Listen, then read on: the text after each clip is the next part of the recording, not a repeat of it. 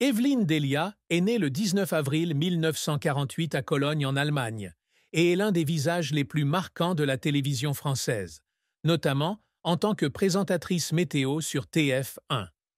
Avec une carrière s'étendant sur plus de 5 décennies, elle est non seulement un symbole de professionnalisme, mais aussi un modèle de résilience face aux défis personnels. Née d'un père directeur commercial français et d'une mère allemande propriétaire d'une parfumerie, Evelyne grandit à Paris et constitue un mélange culturel unique. Elle débute sa carrière à l'ORTF en 1968 comme animatrice, avant de devenir la reine de la météo de TF1 en 1992. En dehors du travail, Evelyne est également une épouse, une mère et une grand-mère dévouée. Elle a été mariée à Philippe Maraninchi de 1966 jusqu'à sa mort en 2017, laissant une profonde marque dans sa vie. Avec son sourire chaleureux et son attitude calme, Evelyne a conquis le cœur du public français. Mais derrière le glamour se cachaient des histoires pleines de larmes et de détermination.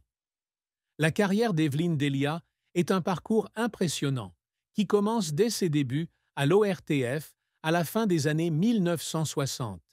À seulement 20 ans, elle répond à une offre d'emploi d'animatrice radio, un emploi qui n'est au départ qu'un moyen de gagner un peu d'argent de poche tout en étudiant l'anglais à l'Université de Paris. Cependant, son talent naturel et son charme ont été rapidement reconnus. En 1971, elle signe un contrat à long terme avec TF1, marquant un tournant majeur dans son passage de l'ORTF à la première chaîne de télévision privée française. De là, Evelyne devient l'une des animatrices les plus appréciées, avec des émissions comme La Maison de TF1, 1982-1988, ou le rôle d'animatrice du concours Eurovision en 1985-1980.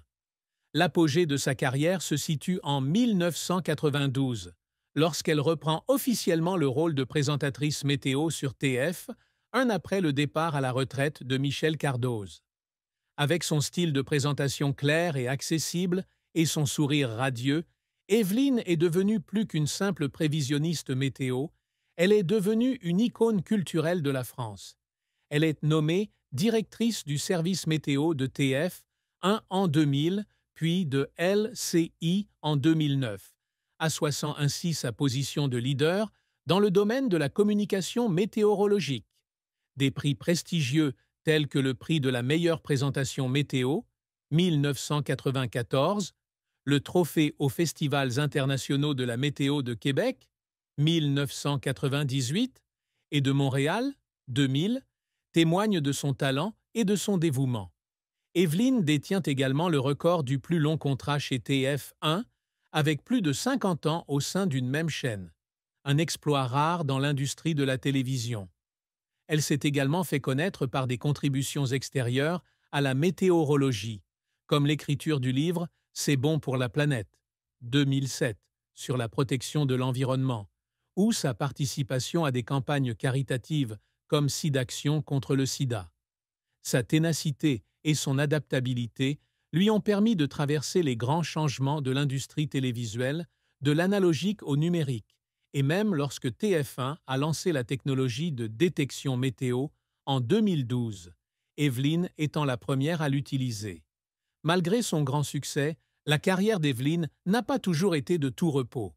L'un des plus grands échecs a été la période où elle a dû faire face à des critiques sur son style de présentation de la météo.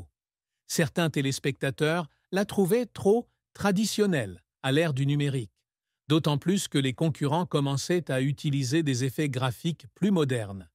Cela l'oblige à se réinventer constamment, à apprendre de nouvelles technologies et à adapter son style de communication à la jeune génération. Il y avait des soirs, après avoir quitté le studio, où Evelyne pleurait à cause de la pression de devoir prouver qu'elle était toujours digne de son poste, malgré son âge grandissant. Un autre défi a été de l'éloigner des ondes en 2012 pour lutter contre le cancer du sein. Garder son état de santé secret pendant si longtemps l'a soumise à une terrible pression mentale. À son retour, elle est apparue avec les cheveux courts, ce qui, selon la rumeur, serait une perruque de chimiothérapie et a dû faire face à des ragots publics indésirables. Dans une interview accordée à Télé 7 jours, elle a partagé que les critiques, tant négatives que positives, étaient son carburant pour avancer. Mais elle a souvent pleuré en silence car elle se sentait seule dans cette bataille. Ses efforts pour maintenir une apparence professionnelle, malgré la douleur physique et mentale, témoignent de sa volonté de faire. Il y a eu des moments où Evelyne a dû se surpasser jusqu'aux larmes. Lorsque son mari Philippe a été victime d'un accident vasculaire cérébral en 2014, elle devait encore se tenir devant la caméra tous les jours, souriant et prédisant la météo comme si de rien n'était. Son collègue Louis Baudin a dit un jour que personne chez TF1 ne s'attendait à ce qu'elle souffre autant, car elle a toujours gardé une attitude absolument professionnelle. Ces jours-là, après avoir quitté le studio, elle se précipitait à l'hôpital pour prendre soin de son mari et fondait souvent en larmes sur le chemin du retour à cause de l'épuisement. Une autre fois, lorsque la maison de vacances familiale en Normandie a été pillée et incendiée en 2010, Evelyne a pleuré à la perte d'un lieu qui abritait les souvenirs de son mari et de ses enfants. Cependant, elle n'a pas laissé sa douleur personnelle affecter son travail. Cette résilience, bien que la poussant parfois à verser des larmes en silence, lui a permis de maintenir l'image d'une femme forte et respectable aux yeux du public. La plus grande tristesse dans la vie d'Evelyne Delia n'a été autre que le décès soudain de son mari, Philippe Maraninchi, le 11 avril 2017. Après plus de 50 ans de mariage, le décès de Philippe a laissé un vide incompressible dans son cœur. Philippe n'était pas seulement son mari, mais aussi son roi, son pilier, comme l'a décrit un jour un ami proche dans Paris Match. Il est décédé quelques jours avant leur 51e anniversaire de mariage. Une cruelle coïncidence qui a aggravé le chagrin d'Evelyne. Philippe avait déjà été victime d'un grave accident vasculaire cérébral en 2014, le laissant en fauteuil roulant et dépendant d'Evelyne pour ses soins. Même si elle était habituée à faire face aux difficultés, elle n'aurait pas pu se préparer au moment de sa mort soudaine. Dans une rare interview avec Gala 2020, elle a partagé « C'est arrivé si soudainement. Je ne pensais pas que je le perdrais si vite. » Après la mort de Philippe, Evelyne a disparu des écrans pendant 1 mois, le temps de faire son deuil et de retrouver son équilibre. Durant ces jours-là, elle pleurait souvent seule, serrant dans ses bras les souvenirs de son mari et se demandant comment continuer à vivre sans le partenaire qui l'accompagnait depuis l'âge de 18 ans. Evelyne Delia rencontre Philippe Maraninchi à 18 ans et 27 ans. Leur amour s'épanouit rapidement et intensément, aboutissant à leur mariage le 15 avril 1966. Philippe, talentueux publiciste travaillant pour Jacques Séguéla, est le premier et unique amour d'Evelyne. 1 an plus tard, ils accueillent leur fille Olivia, qui deviendra plus tard avocate et leur donnera 2 petits-enfants. Le mariage de 51 ans d'Evelyne et Philippe fut une belle histoire d'amour, mais non sans peine. Avant sa mort, Philippe avait souffert de plusieurs problèmes de santé, allant d'un accident vasculaire cérébral en 2014 à des complications qui ont progressivement réduit sa capacité à se déplacer librement.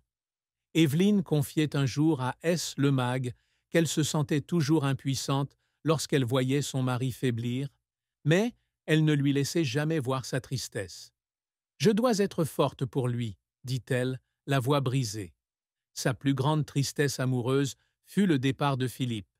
Bien qu'il n'y ait pas eu de conflit ou d'événement majeur dans le mariage, la perte de son partenaire de plus d'un demi-siècle a laissé Evelyne dans un état de vide. Elle n'a jamais cherché une nouvelle relation après cela, comme un moyen de garder son amour pour Philippe pour toujours. Les informations exactes sur le patrimoine d'Evelyne Delia ne sont pas rendues publiques, car elle est discrète sur sa vie privée. Cependant, avec une carrière de plus de 50 ans chez TF1 et des rôles de direction au sein du service météo de TF1 et de LCI, on peut estimer qu'elle possède une fortune importante. Certaines sources non officielles, comme Maboomb, ont avancé le chiffre d'environ 215 millions de dollars, comprenant les revenus provenant des salaires, des investissements en actions, de l'immobilier et des contrats publicitaires. Même si ce chiffre est peut-être exagéré, il ne fait aucun doute qu'Evelyne a amassé une richesse grâce à sa brillante carrière. Elle possédait un appartement de luxe dans le 7e arrondissement de Paris, où elle vécut avec Philippe durant les dernières années de sa vie.